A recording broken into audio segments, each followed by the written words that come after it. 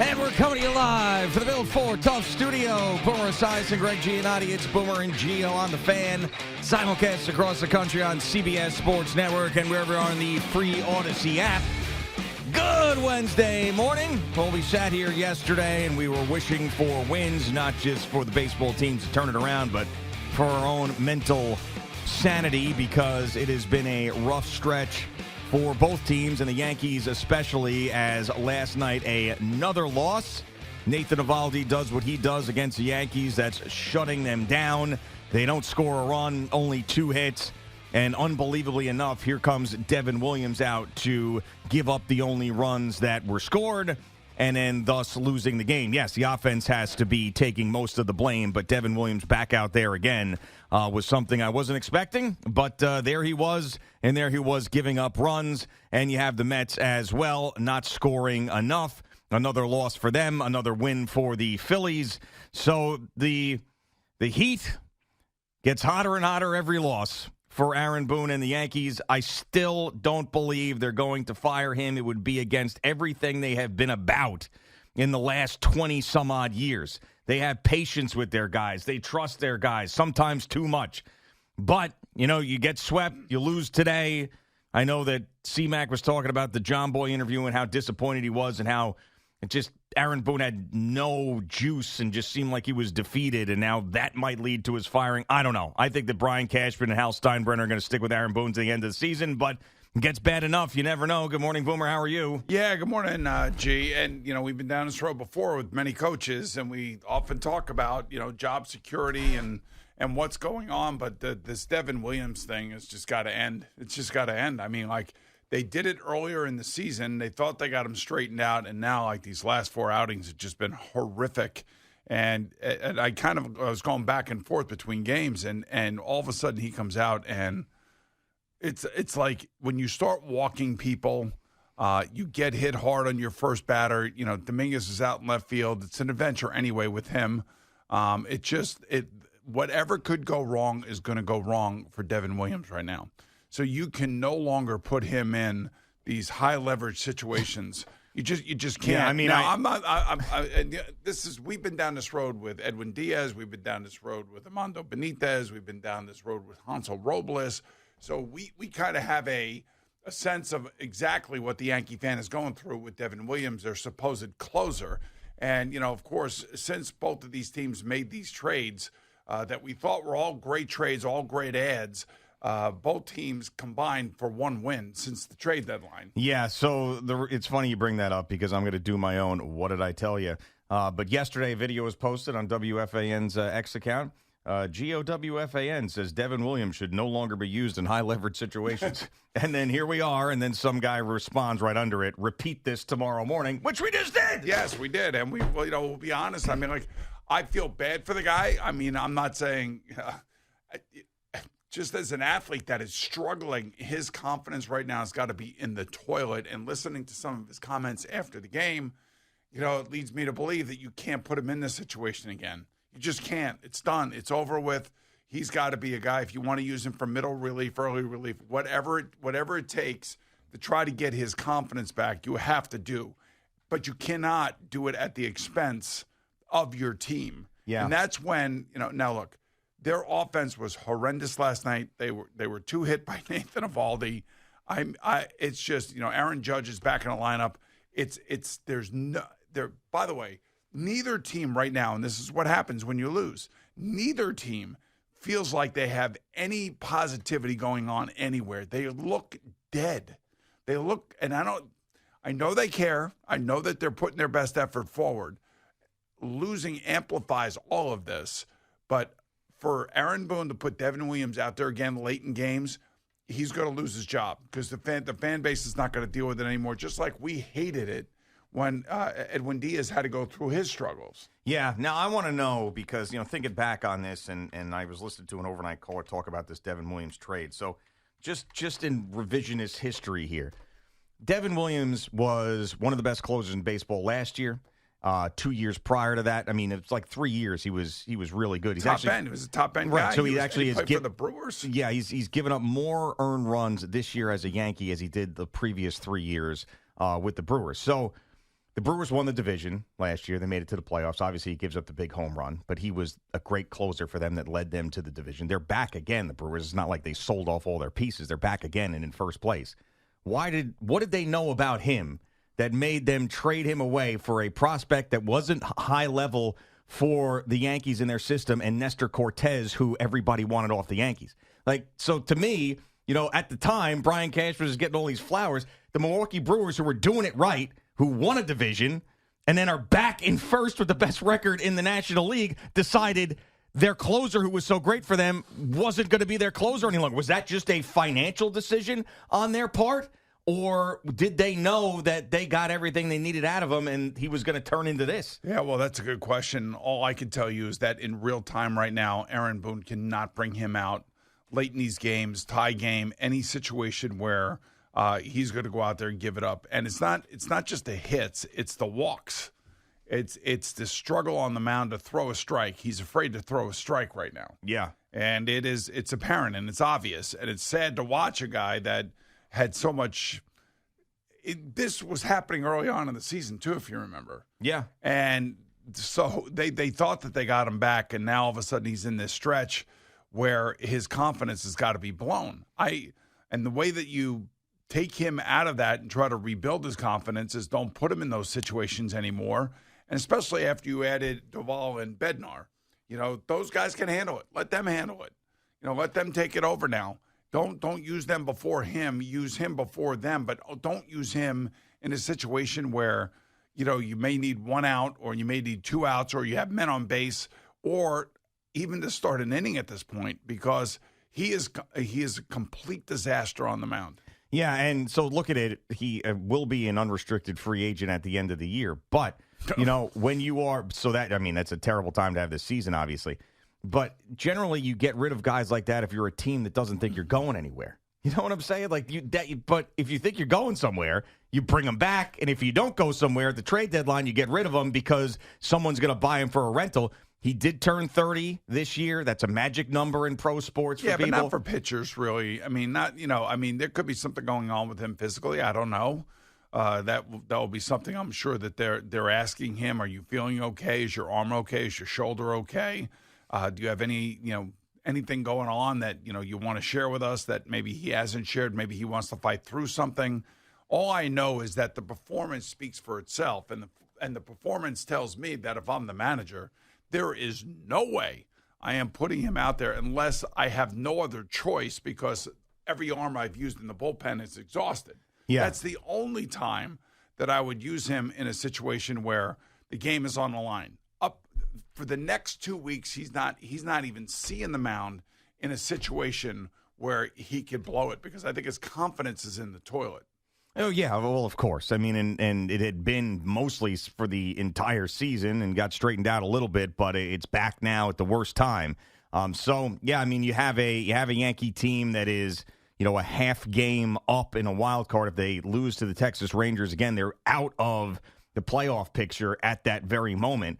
And they'd be, 5 games over 500 if they get swept again and lose 6 in a row. So is that the ultimate breaking point for this organization? I don't know. To me, I've always said it, out of all the coaches, managers, and whatever you want to say in pro sports, the manager in baseball makes the least amount of impact on the team on the field, where the NFL, it makes the most amount of impact on the team on the field. And, there's been examples. I brought up Jack McKeon on Monday because they just honored him on Sunday. It was like the irony of this, where here they're trotting out Jack McKeon after getting, in the Marlins sweep the Yankees.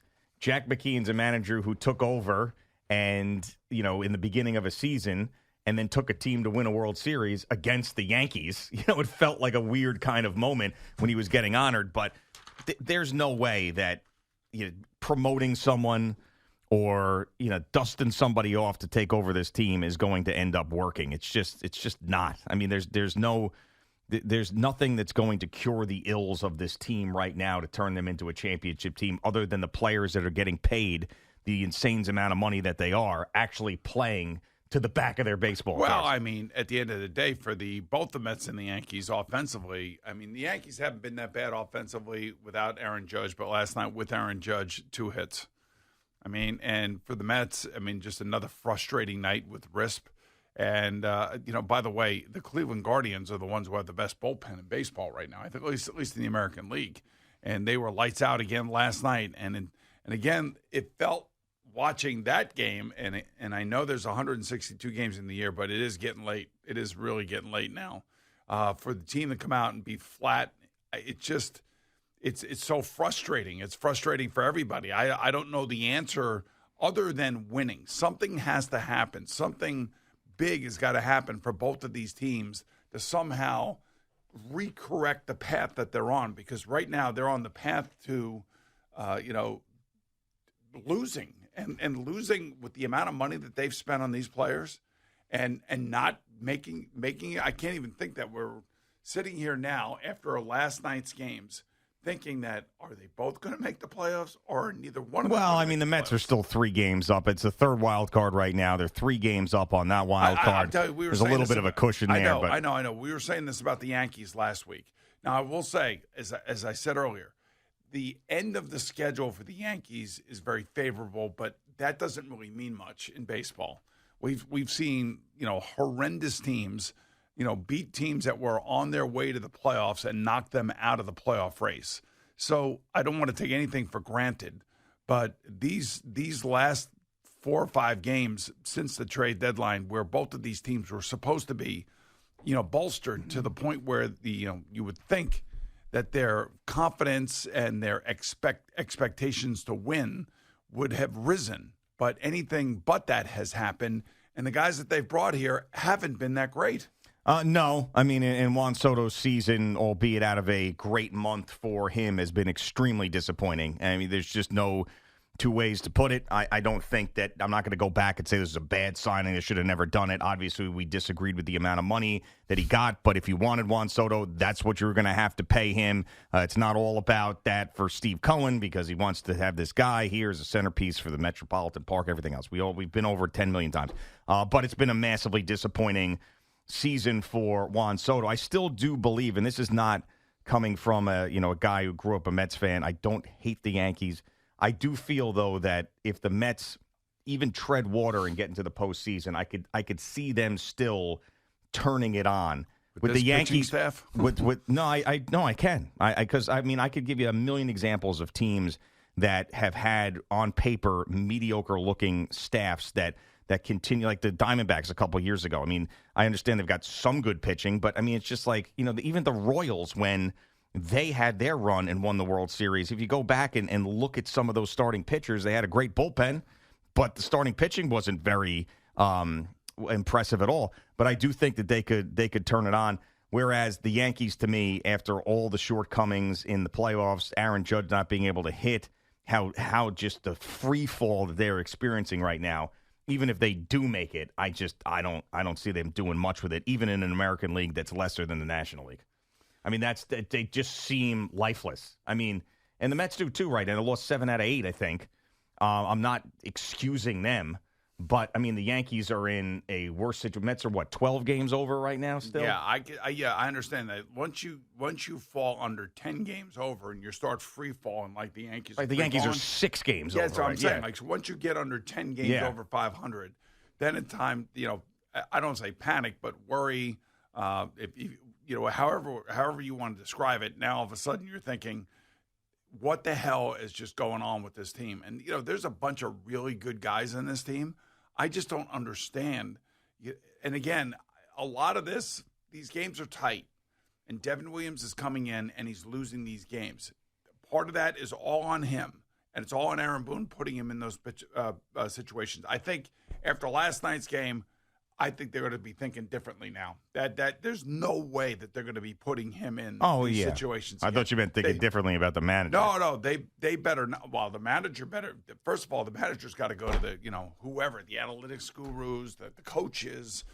Brian Cashman say, Brian, look, man, I can't bring this guy out here anymore. I mean, he is killing us. And by the way, we're not supporting him either. We're not giving him bigger cushions. We're not giving him 3, 4, 5-run leads. We're giving him 1-run leads or we're tied, and we're putting him in these games, and he is killing us. And everybody can see that. Now, there are 9 other players that have to hit, that have to put runs on the board, that have to play defense. Those are other issues that, we have discussed over and over and over again. And I'm telling you right now, if they do not make the playoffs, they do not make a deep run, they do not get back to the World Series, I'm telling you, Aaron Boone's going to be fired. Well, yeah, at the end of the season. Well, at the end of the season, he's not going to get fired now. But, I agree with you in terms of that, And the other thing, too, is, quite frankly, at least, we've heard from Steve Cohen over the last couple of years in the midst of downturns where he still has positivity, he still has confidence in his team. We've heard that from the owner.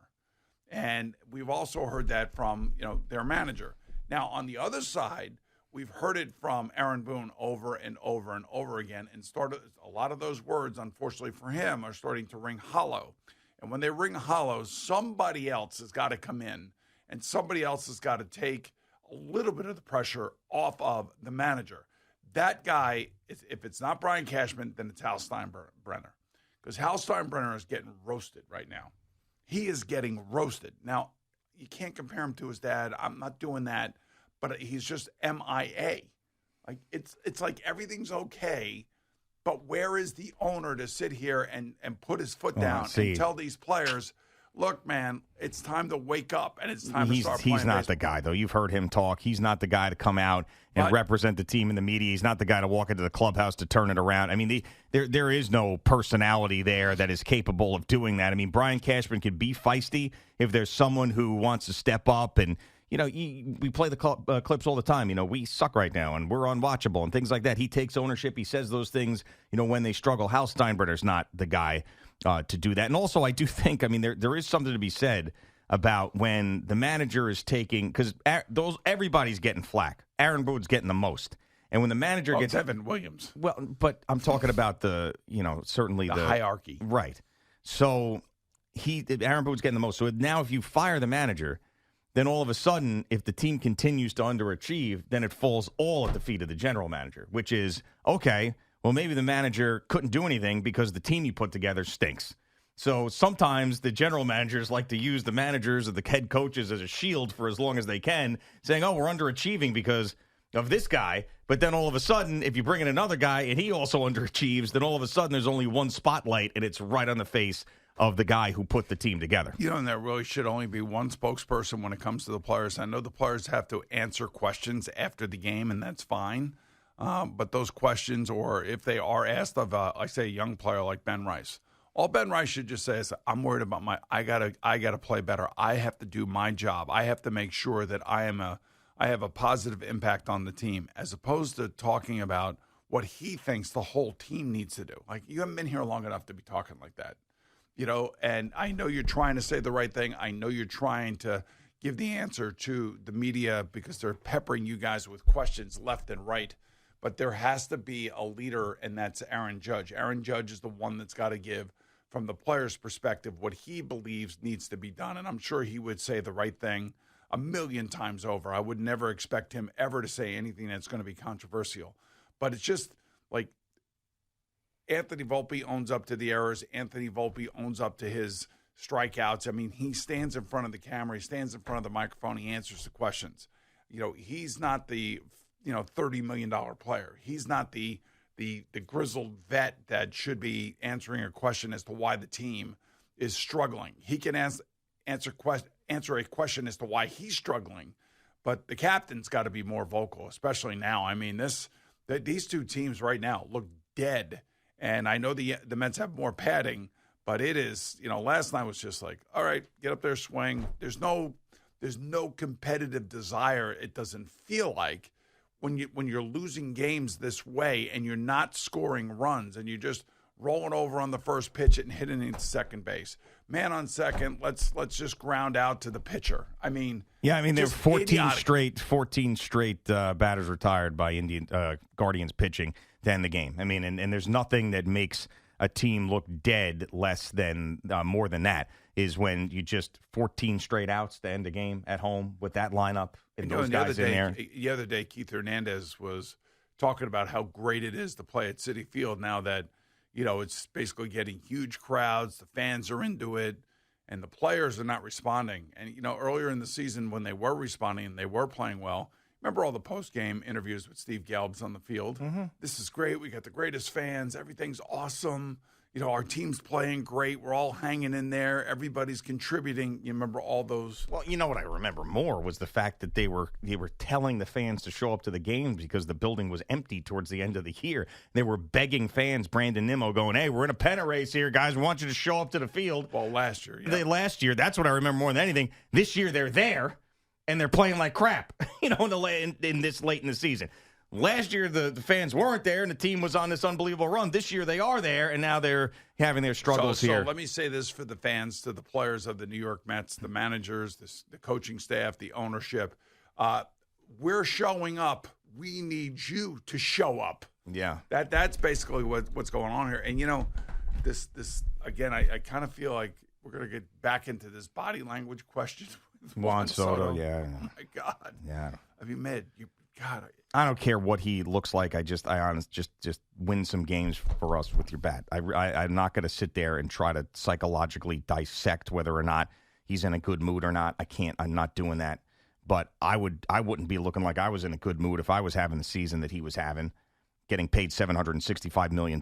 Like, I'd be pissed off too. But turn that pissed off emotion into some all-star play, which he hasn't been able to do. All right, we got to take a break.